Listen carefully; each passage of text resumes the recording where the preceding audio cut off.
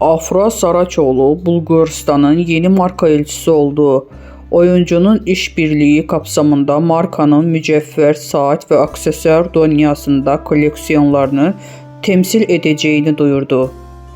Türkiye kültürü tasarımını geçmişiyle geleceğini keşiştiren büyüleyici bir ülke. Afra Saraçoğlu'nun Bulgar ailesine katılmasının buradaki varlığımızı güçlendiren bir adım olmasını hedefliyoruz.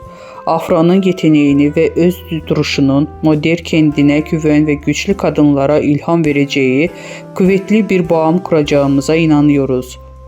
Afra Saraçoğlu ise Bulgarların Türkiye'deki marka elçisi olmaktan onur duyduğunu belirtti.